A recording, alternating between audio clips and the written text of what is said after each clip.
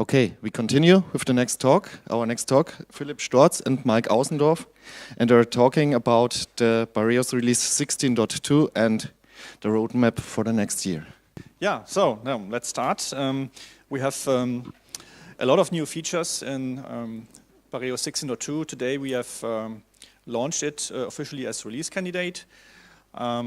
And when I started to prepare this presentation, I thought, well, there's a really long list in the changelog, so what to put here? So this is just an excerpt of what's new. So I give you a brief overview, and then we have some points that we will talk about a little bit more in detail. So first, and that is what Philipp is going to talk about, is the new always incremental backup scheme. That is really interesting for people with a huge amount of data. And second, we have client-initiated connection that was sponsored by NETWAYS, and we have a dedicated talk from Tobias Gross later today. Then we have fixed some, let's call it legacy problems. So the ACL implementation had some gaps that we have now filled. So with 16.2, we have really multi-tenancy. So we have a little bit more details about that later. Then we have a lot of performance enhancements, especially for larger installations. We have Frank, our developer at the back, has made a lot of progress with the web UI. We'll show you some points there later. We've also made good progress in the NDMP implementation. And we have a new configuration scheme. And the intention to do that was mostly to make it more suitable for automatic configuration and to have a configuration API. So this is kind of prerequisite that we get a really good configuration API. And then lastly, we have also some new plugins, and one of them is the new MySQL plugin using Percona's extra backup technology to make incremental backups and point-in-time recovery of InnoDB tables. So that's the big picture or the main points. So I now hand over to Philipp, our head of development, who will explain you in detail what it means to have our new always incremental backup scheme. Okay, thank you very much. Yeah, I hope that I managed today to make it understandable what it is all about, the always incremental backup scheme. So the basic idea behind it is, let's first have a look at how the conventional backup scheme that we have in the configuration works, so that we then can have a look what is changed for the always incremental backup scheme. So in the conventional backup scheme, we have usually a daily incremental backup that every day only backs up what was changed, and this is copied from the client. Then usually weekly we have a differential backup, which is then kept for 3 weeks, for example, for a longer period of time. And then we have, for example, a monthly backup that is kept for half a year. This is usually what we have in the standard configuration. And if we make it like that, and this is a picture that shows how the available jobs at every point in time. I think first I have to explain how this plot works. So from left to right goes the time that is evolving during the year, and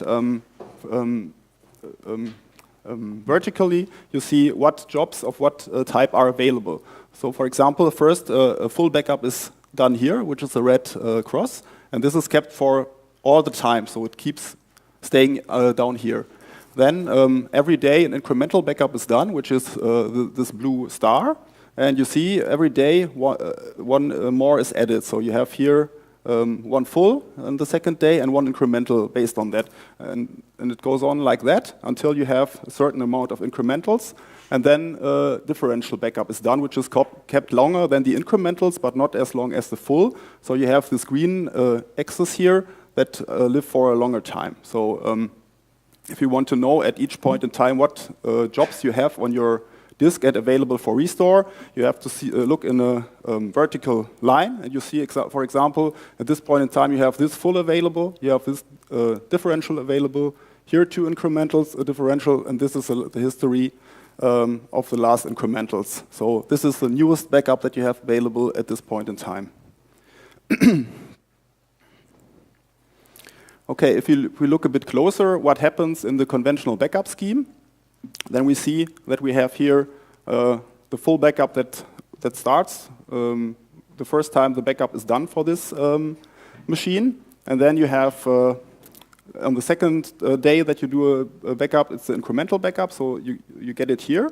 And everything goes on until you have the, I think maybe I go better with the pointer, until you have the retention period of your incrementals has passed, which is the fact at this day. And what happens now is the incremental backup is deleted. So in principle, you have a data loss here because in theory, if you want to restore at this point in time everything that was stored later than this differential one, then here a hole is punched into your backup history. This is what happens right now. And this is one of the biggest problems of the conventional backup scheme. If we look at the data that is being transferred in this backup scheme, we see that Is it kleiner? Ah, okay. Yeah, thank you. So if we look at the data that is being transferred during the backup scheme, you see that always when a full backup is done, of course, the complete backup that has to be backup data that has to be backed up is transferred.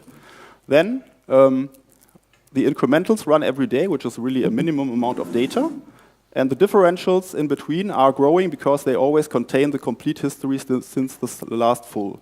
So this is, here you can see what data is transferred, and this data is always transferred from the client. So on a regular basis, you have a full backup that's completely being transferred over the network, and then you have daily a very small amount, which is the incremental, and then in a bigger period of time, you have the differentials, which are growing. So the problems with the conventional backup scheme are the full data is always copied over the network completely.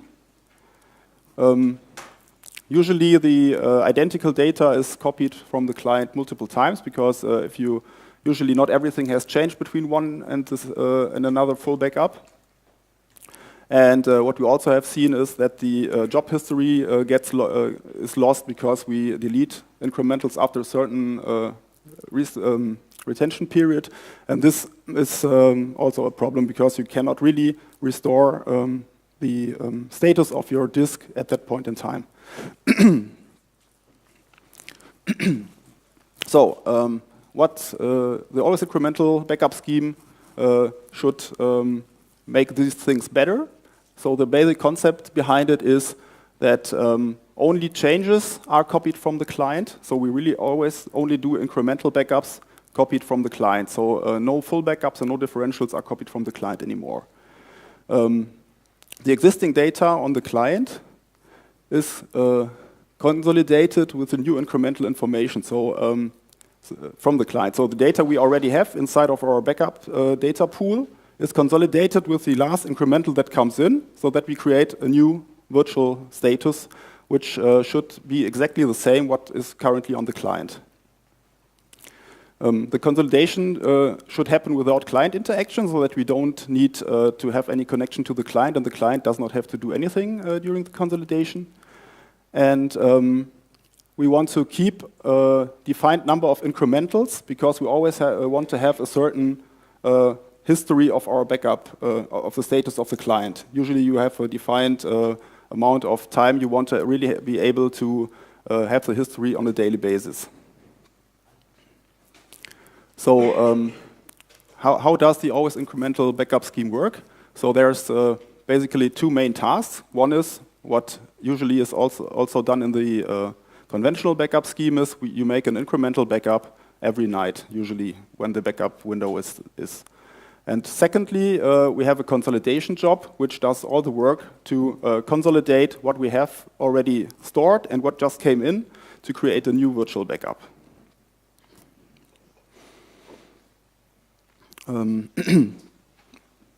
Sorry. So to be able to configure the always incremental scheme, we added some directives to the job. So first, one is accurate. So for For always incremental backup, it's important to have accurate backups, because only accurate backups will detect if a certain file has been deleted from the client. Because if we would never run an accurate backup from the client, old data that has been deleted will stay in our backup pool forever, because we would not detect that it's already old and can be deleted. So that's why we need an accurate backup. Then we can configure always incremental yes, which means that this job should be treated as an always incremental job, which means that during the consolidation, jobs of this job type need to be consolidated. And we have a parameter that's called always incremental job retention. This is the age of the incremental jobs that are kept, and everything that is older will then be consolidated. The consolidate job itself is a new job type. It's of type consolidate, and this job, when it's triggered, it goes over all jobs that are defined as an always incremental job, and we'll have a look at the parameters like the always incremental job retention, and then automatically start a consolidation job that does exactly what is configured here. Yeah, I think that's what I already told. So yeah, the consolidation job goes over all backup jobs that are configured as always incremental jobs, and will then start virtual backups that do the consolidation. Okay, looking a bit closer, how the always incremental backup jobs works, looking at the job availability. And there we also have, of course, the first time we run it, we have an incremental backup that has an incremental backup to something that never has been done before is, of course, like a full backup. So the first backup will be like a full backup before. And we have here this always incremental period, how long we want to keep incrementals. And when this period is over, in the conventional backup scheme, the incremental backup was deleted because it was out of our retention period. And what happens now is we consolidate the oldest incremental with the full to a new virtual full. So we always keep the complete history here, but we do not delete anything. So we always have the defined backup history, but we still always only run incremental backups.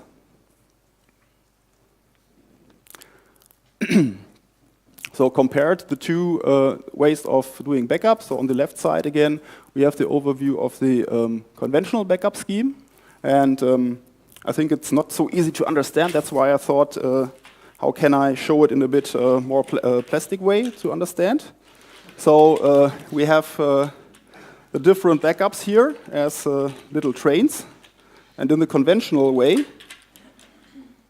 each wagon here is shows one of these backups. So first we have a full backup, and we put the data in our full backup. Then the next day we have an incremental one, which is a bit smaller. And then again we have another incremental. Of course I don't have so many wagons here to simulate everything that's printed there, but the basic idea should be clear. And what happens then is we have a certain age that's defined how long we keep the incremental backups. And if we then create a new one, the oldest one is simply deleted. And the data that was stored here is lost. So that's how works the conventional backup scheme. You see, the things are not linked together. But if we do the always incremental backup scheme, we have a link between all the backups that we do. So it's like a train. Sorry.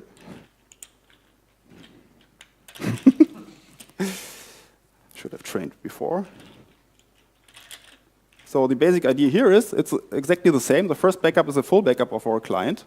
Then we do an incremental, and then again we do an incremental. But what happens then, if the incremental time is over, like before, then we create a new one, and then the next day, during the day, the consolidation job comes. And what it does is it looks into the oldest backups, it consolidates what is here together with the oldest incremental, and this goes away. So you see, you did not lose any data. The data is dragged behind. That's the basic idea. And if you have, for example, double data, so here something is deleted, then because of the accurate, we understand that this is not there anymore, and we only copy over what really needs to be kept. That's the idea how it works. And this way, we really always drag behind us the oldest data, so we have always a defined history, and you never lose any data doing this. Okay, now looking at the data that needs to be transferred when we do always incrementals. There's two types of data that's being transferred, two types of transfer. One is coming from the client, that's something we already saw. The first one is like a full backup because we copy over everything, and then we always run incremental backup jobs, which is very small here. That's perfect, and this is also what's going on all the time. We have a minimum amount of data being copied from the client. But when the age is over and we start to consolidate, we have a problem because you see here the green one is a virtual backup. So we are consolidating, as I just showed, all data that comes from the client plus the oldest incremental, which means more or less that if you do it like the concept was just described, is that during the consolidation job, I'm moving all the data that is on the client, more or less, minimum amount, so plus an incremental. If we do it like this, we would have, and we have a big installation, then the local machine would have to copy more or less all the data that we have in our complete environment. And this would be a big problem because even if it's a local copy, it's too slow. So the always incremental job data problem is we only get the minimum data from the client, but the problem is that we have to more or less mangle all the data that we do have. And that's, of course, impossible for a large number of clients. So the idea behind that I then had, how can we work on this problem, is instead of consolidating everything, so we have the biggest problem is the last full. The full is the biggest problem. But what we really want to have is we want to have a certain incremental history. That's what we need to keep. So what we can do is, instead of consolidating the full always with everything, I just consolidate the incrementals when I get a new one. So I always keep this history of incrementals, but I don't touch the full. I leave it. So that way I can minimize the amount of data that I need to copy. And if I look it into the job availability graph, it looks like this. So you always have this diagonal with the job history that you want, and at each point in time you have a defined history of incrementals. But I simply do not, we just leave the full for a certain time, and then if this age, we define how old it can become, and only this time we consolidate it with the oldest incremental. So the full is kept longer, but we still always have the history we want. So we don't lose any data, but we have to move much less data than we did before. Before, we had the full copying of everything locally every day. And if we do it like this, we only have to do this, whatever, once a week or something. And this is, of course, doable. And if we have multiple clients that are configured exactly the same, this would then mean that, of course, they all have at the same time this maximum age reached. And then they all would at the same time start to copy everything, which also is nothing we want to achieve. And therefore, we have, I invented another parameter that says, okay, what is the maximum amount of full incrementals, of full jobs that you want to consolidate per day?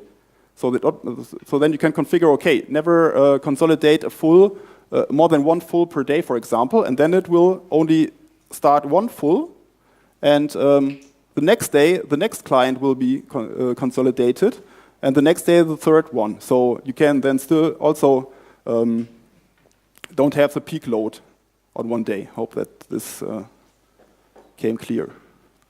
Okay, so here's a short overview how to do the configuration. So you can configure that the job should be an always incremental backup.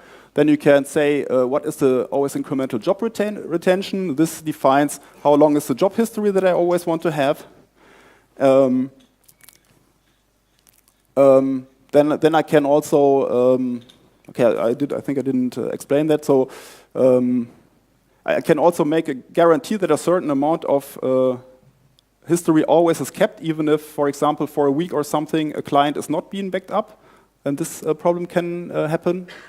And this is the max full age, so that it says, okay, I will leave the full backup for 21 days, and if it's older than 21 days, then I will do the consolidation of the last full backup also together with the last incremental backup. Yeah, so this the always incremental backup then with the tricks I just mentioned will really only do incremental backups from the client. The network load is minimized because you really only transfer what has been changed. The backup type is minimum, and this all is done during the backup window, while the consolidation job can be done outside of the backup window. Usually the backup server has nothing to do over the day or not much. And then the consolidation can be started. This is outside of the backup window. The good thing is we all have it in our local storage, which is very fast. The existing backups are consolidated into new backups. We do not have holes in the backup history like it was before. And we have really a defined incremental backup history that is always kept. And also important is that this is only adequate for file backups, because plugin backups like Microsoft SQL Server or something, they rely on having full differential or incremental themselves, because they really do backups like that. And if you would consolidate them, of course, that wouldn't make sense. Okay, that's it from my side. Any questions? Okay. No, this doesn't have any influence on the client. The client is always doing incremental backups, nothing else. No changes needed there. During the consolidation with the storage, you need the full place for the previous book, which is during the consolidation. Yeah, during the consolidation, you need the double place. Yes. Yeah. You need twice the place. The full That is true. Yes, that is the case. So if you have a special setup with, well, let's say the incremental backups go on one server and the full backups go on another storage unit, there will be copying. Yeah, that would be, of course, not so optimal, because the good thing is if you have it all local on one machine, then it's much faster than if you have to copy it over. But of course, it would be in principle possible also to do it like this, I guess. But I don't think that it makes sense, because the idea is, especially if you make it in bigger setups, that you really have to do local fast copying. Okay, just how it internally works. Okay. What will the director do if we have like 200 clients and only configure 2 clients per day consolidated? And our interval is, for example, 14 days. So Yeah, it will not be able to cope up. So it will. So the things that it cannot consolidate will stay there. okay. So of course it's your.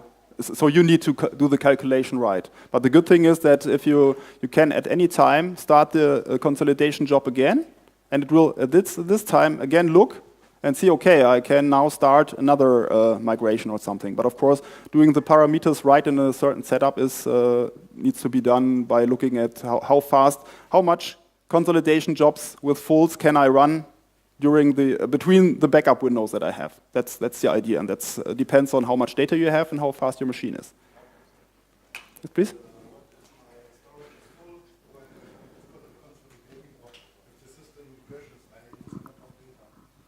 No, because the old data is only freed if the consolidation job was correctly finished. So what the consolidation job does, it really starts, in the end, a virtual backup of the job IDs it determines, and only if this is correct, then it deletes the jobs that were copied from the catalog, so that if they are lying on a certain volume, this volume is free and can be recycled the next time a backup runs.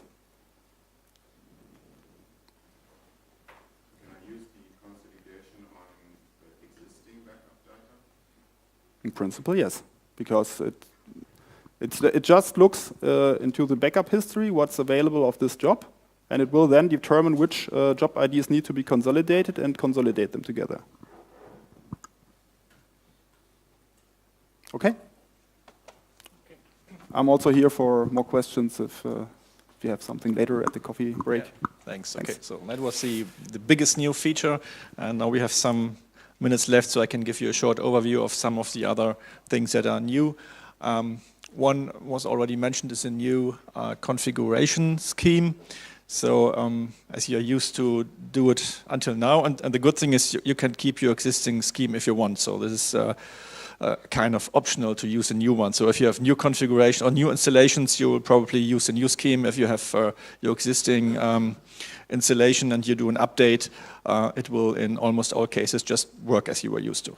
I will tell you in which part it probably will need adaptations. But so until now we have configuration files for each daemon one, and each configuration file has had the option to include other files, which most of you probably are using. And there was also the option to do some scripting here to, for example, automatically include all configuration files from other directories. So that was already possible, but a little bit complicated if you did this scripting pipe stuff. So what's new is we have one configuration directory per daemon. So those directories already existed before, but now we say, okay, we look what's inside this directory, and then we have per every resource of that type another subdirectory, and there we have configuration files, and all these configuration files gets included automatically if you follow the new configuration schema. So and that makes things a little bit easier. You just drop your stuff there if you have a new client or have another pool. Then you just drop in another file and it will be included on director reload or restart. So that is a basic change. One of the reasons we've did this is to help people who are automating their configuration. So they just have to drop new files if they have a new client or something to a certain place, do a reload, and then this is done.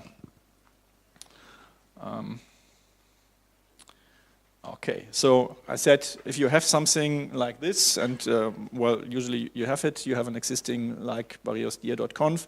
So if this file and the use directory exists, then it is used, and if it does not exist, the other new schema will be used. So that means the director or the daemon which is to be configured will scan the subdirectories and include all the files. So that is basically the change. If someone of you already uses these subdirectories here and has a script that automatically includes everything that is below those subdirectories, that might lead to a little problem if you update, because then some new configuration files from the, let's say, RPM packages will get into that directory. So in this case, you have to be you have to look and maybe change some links or something. But I expect 99% of the cases there won't be problems. So that means you have the choice to use either the old way or the new way. Okay, questions for the configuration API? Okay, for the sub, yeah. Are the files recursor? Werden die kompletten Ordner durchgegangen oder nur die ich angebe? Also we have it here at the lowest line. So from my understanding is it goes like this. Jörg, it's not recursively, right? No, it's just like this, like it's here. Yeah. Yeah. Yeah. Okay. Yeah. Good. Okay. So, and well, the other, so one reason was making automation easier if you drop your configuration files down. And the other reason is that we have a long-standing feature on our roadmap called configuration API, and now we have the first steps with that, and the new structure is the base work to have the configuration API, because now we have in bconsole commands, for example, add client, and if you configure and give all the parameters in the B console for the new client, it will then automatically create the corresponding configuration files in the proper position in the subdirectory hierarchy. So that is the basic idea. There are some things already implemented, and we will grow that. And the plan is, of course, that we also use the web UI to use this API so that you can, in the long run, configure, well, not all, but most things using the web UI. And in the base, what's happening then, that there are configuration files created in the subdirectory feature. Okay.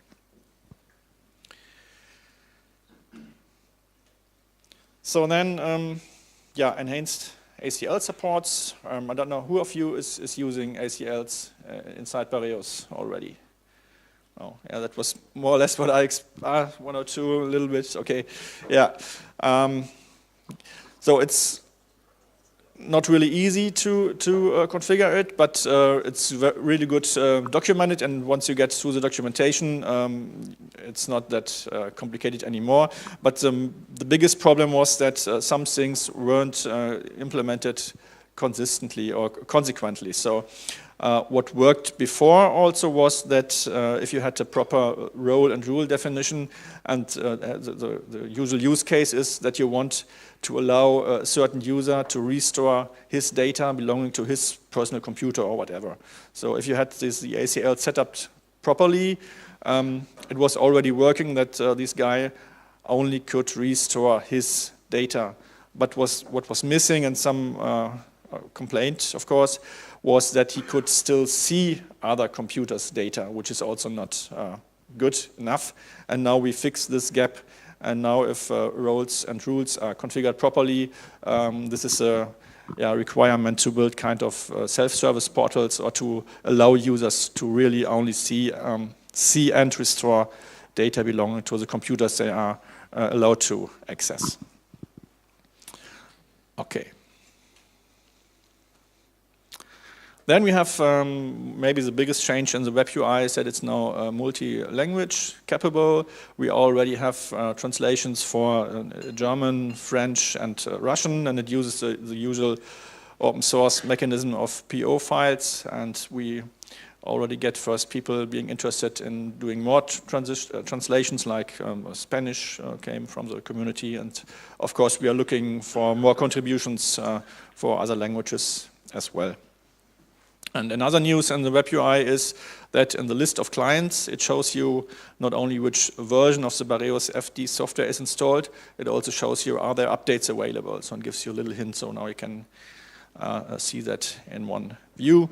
Then we have introduced media handling, so you can see what tapes and stuff there are and get some information, and autochanger support. So when Frank is here and in the exhibition area, we will have a little demo point so he can show you how it looks like. Here's just a screenshot of the autochanger view, so you can import and export tapes, you can label tapes, and you can see what's in your drives actually. And another screenshot with this Cyrillic fonts in the Russian language. Yeah. Okay, questions about the web UI until now?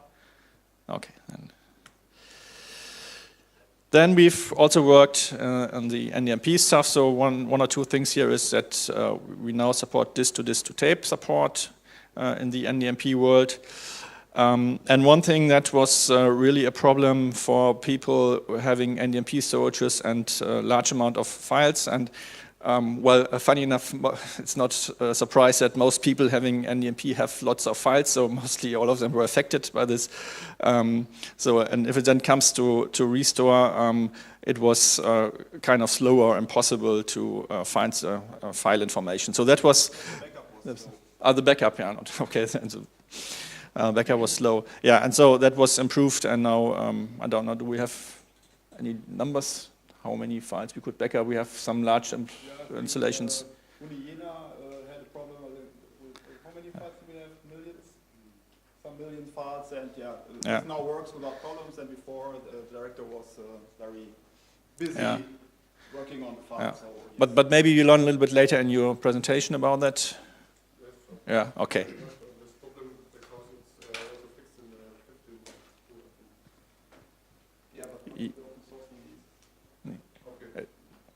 Yeah. So yeah. So it's that's now in this release, of course. Okay.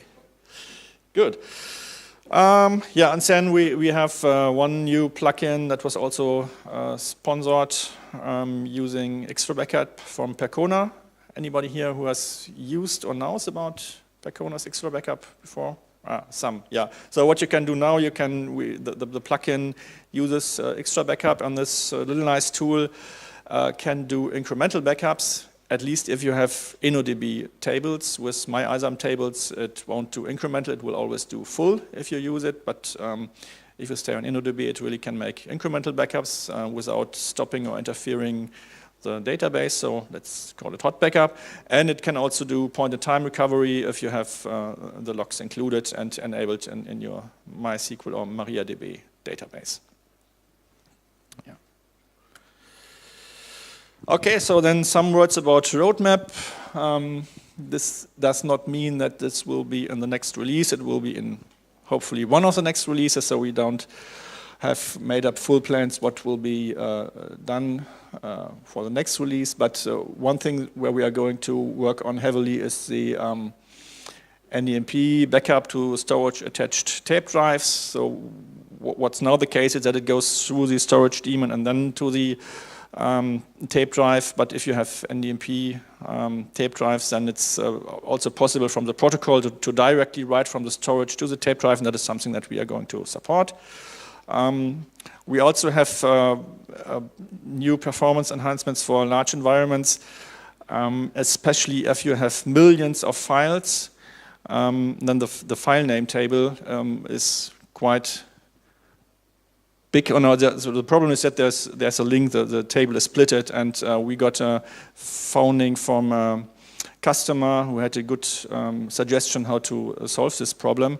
That's already running in a pilot environment at that customer, and we will going to move that into the next release, and that will really increase speed if it comes to backup and restore of large file sets. Then we are going to work on plug-in to directly backup Red Hat Enterprise virtualization, virtual machines. We have some concepts to do block-based deduplication. Yeah, it's questionable if you do this or if you can finish this in the next year, but it's definitely on our list, and we have plans and a concept how to do it. Of course, we will continue to enhance the configuration API and the web UI. So, for example, the graphs you've seen in Philipp's presentation are really good if you want to know from what time period can I do potentially restores, from what times do I have the full history, and those kind of graphs can be automatically created from the information that are in the catalog, and it would be nice to have, so for example, in the client view of a machine in the web UI, that you can see, okay, I have for this client, I have data available from this time period, and so this is something on the list, as well as performance graphs included. Those of you having attended the monitoring workshop yesterday maybe have seen the Grafana interface, so there are already ways to show performance graphs, and we will somehow think about to have performance graphs as well in the web UI. Yeah, so that are basically the points on our list, and of course we are open to hear other suggestions, other feature requests, and also co-funding opportunities.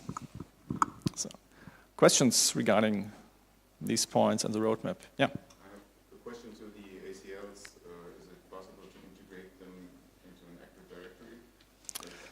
I saw this. You have to indent every user in Bareos. Yeah. And if you have existing users, it would be nicer to use I know. something Yes, of course. Yeah, I think that is one of the points. We have a website for co-funding projects with some ideas, because you're not the first one having this great idea. And I think there was also preliminary work done. So the concept is to first have a PAM backend for authentication. Then you can have your LDAP or ID or something and reuse this. And somehow I think the concept is there, but time and money not already. Yeah.